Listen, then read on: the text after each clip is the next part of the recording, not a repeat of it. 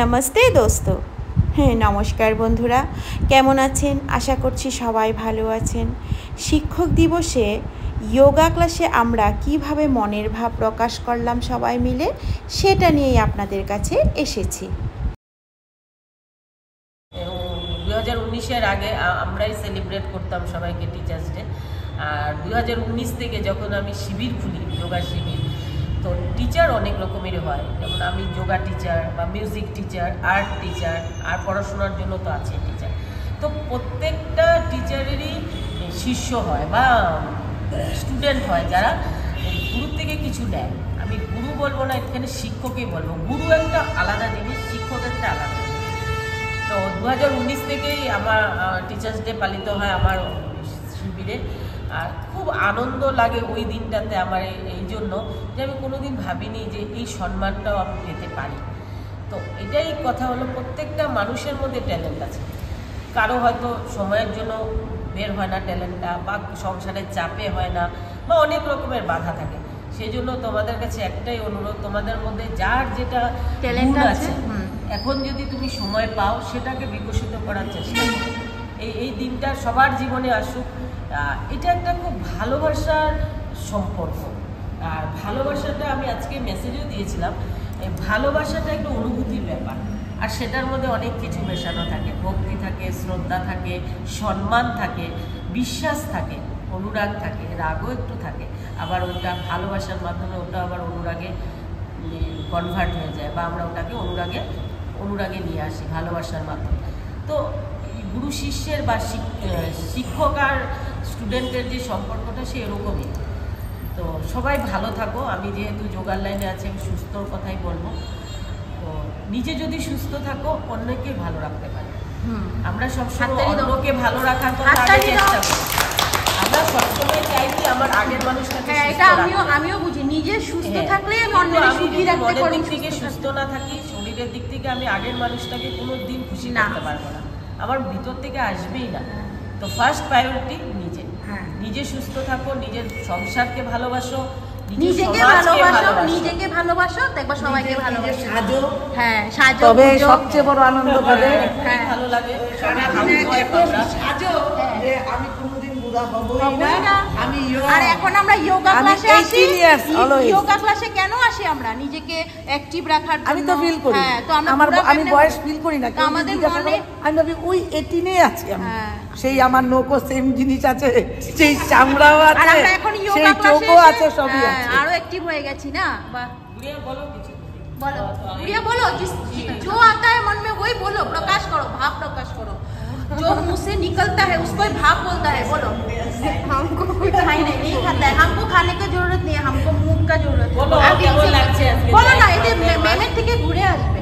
বলো, আমার ভালো লাগছে, ভালো লাগছে না? আজকে না, সবসময় ভালো, সবসময় ভালো থাকবে আর ফুলে হাসবে। ঠিক আছে, মুচকি হাসবে না, ফুলে হাসবে। ঠিক আছে, এটা কিন্তু আরেকটা যোগা।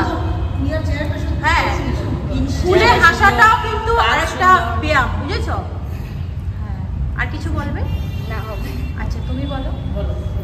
ভালো লাগতেছে খুব। এখানে এতদিন হাউস ওয়াইফ খালি ছিলাম, এখন এখানে একটা অন্যরকম পরিবেশ, অন্যরকম ফ্রেন্ডস, মানে যেটাই বলো আর কি, মানে খুব অন্য একটা লাইফ। নিজেকে সুস্থ রাখার একটা জায়গা, মনকে সুস্থ রাখার, মনটা ফুর্তি থাকে এখানে আসলে। শরীর তো সুস্থ হতেই চায়, কিন্তু সাথে মনটাও মানে খুব ফুর্তি থাকে। একটা সীমিত, মানে হাউস ওয়াইফ তো সীমিত থাকে না, সকাল থেকে একই রুটিন, একই বাচ্চা, একই সংসার। টাইম বের করে নিজের আসা না, সময় একটু দেওয়া, মনটা ফুর্তি লাগে, রেডি হয়ে আসা। অনেক হাউস ওয়াইফকে বের করে এনেছে এখান থেকে। আমার যে গ্রুপগুলি দেখো, ওখানে বেশিরভাগ হাউস ওয়াইফ, আর তাদের থেকে এখন কাউকে ইনকামের রাস্তায়ও নিয়ে যাচ্ছি যোগার মাধ্যমে।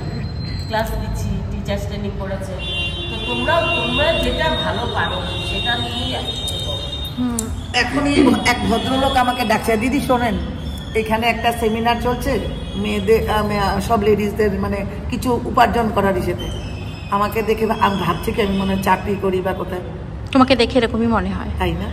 আর চশমাটা পরলে এরকমই মনে হয়। আর কিছু বলবে না? কিছু এতটুকুই বলার না। আমি বলেছি সবাইকে সুন্দর করে সাজুগুজু করো, হাসি, মানে খুশি থাকো, গয়না পরো। কাজ তো করবোই, সকাল থেকে রাত্র পর্যন্ত কাজ করবো, তার মধ্যেও নিজেকে সুন্দর রাখতে হবে। শর্মিলাদি কিছু বলো। না তুমিও কিছু বলো, বলবে না? নমিতাদি কও কিছু। আজকের দিনটা খুব আনন্দের আমাদের জন্য। হ্যাঁ, আজকে সবাই মিলে এই জায়গাটা আসার জন্য আমি নিজে খুব মানে আনন্দ মনে করছিল। সবাই একসাথে হ্যাঁ, মনে হচ্ছিল ঘুমিয়ে থাকলে লস হতো সব আনন্দটা। হ্যাঁ, আনন্দটা জীবন থেকেই যেত, ভিডিও করছে। হ্যাঁ আরো আনন্দ হচ্ছে। এই মুহূর্তটা জীবন থেকে চলে যেত আজকে ঘরে থাকলে। তুমি বলো কিছু। খুব ভালো, শরীর সুস্থ, হ্যাঁ, মন সুস্থ, ভালো ভালো। আমারও খুব ভালো লাগছে এখানের পরিবেশটা। আজকের পরিবেশটা বিশেষ করে খুবই সুন্দর।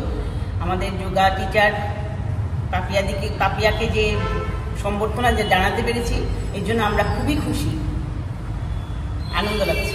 একটা গান করো, তুমি তো না, গান জানো, করো পরে গান। এক লাইন করো। আমার গুরু দক্ষিণা, গুরুকে জানাই প্রণাম,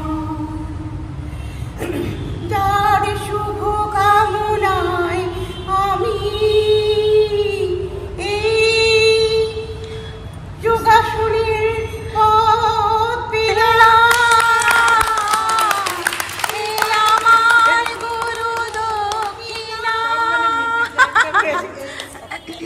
আমি ক্যামেরাটা নিই আর নীলিমাকে বলি কিছু বলার জন্য। আমি বলবো মানে দেখো, আমি তো অনেক আগেই, আরো 2 বছর আগেই আমাদের এই পাপিয়াদির ক্লাসে গেছিলাম। খুব ভালো লেগেছিল। সকালে যেতাম, অনেক কুয়াশার মধ্যেও যেতাম, বেশ অ্যাক্টিভও হয়ে গেছিলাম। কিন্তু কি করব, যে ছেলের স্কুলের জন্য ওর গাড়িটা জলদি এসে পড়ে, তার জন্য আমার ক্লাসটা অ্যাবসেন্ট করতে মানে বাদ দিতে লাগলো। আবার 2 বছর পরে যেভাবেই হোক বর্ণালীদির মাধ্যমে আমি আবার ক্লাসের সন্ধানটা পেয়েছি, আসতে পেরেছি।